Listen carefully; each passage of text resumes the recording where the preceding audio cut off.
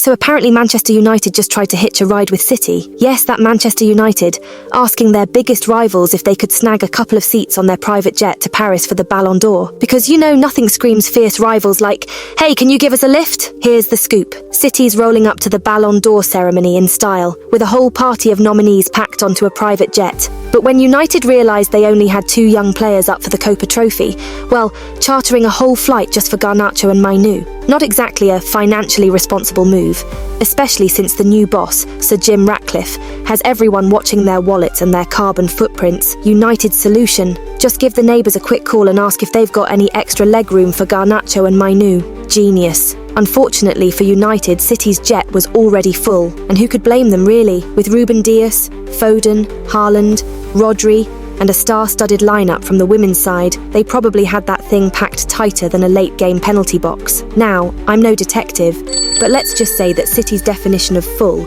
might have been a little, flexible if it had been anyone else asking for a seat. So what happened to United's carbon footprint concerns? They had to scrounge up alternate arrangements naturally. Garnacho and Mainu are still going to make it to the ceremony, albeit without the VIP treatment. And who knows, maybe they'll even carpool with Arsenal on the way back, or book a train for that eco-friendly touch they've been raving about. Now, some might say it's a little humiliating for United, having to ask City for a favour, like the kid at school who forgot his lunch money and hopes the class bully feels generous.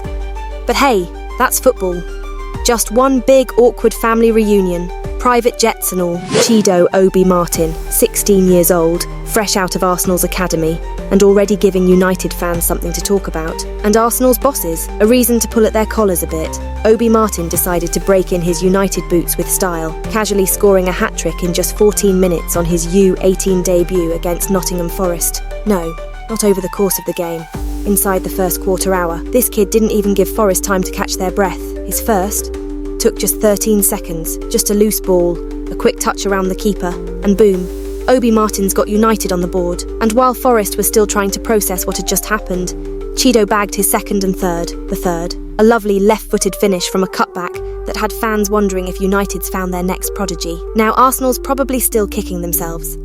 After all, this is the kid who scored 10 goals in a single game for them last season. But a contract dispute meant they couldn't lock him down. And Obi-Martin, clearly one to keep his options open, saw red. Manchester red. Arsenal wanted him in their U18s, but Chido, he had his sights set higher, hoping for an immediate U21 spot.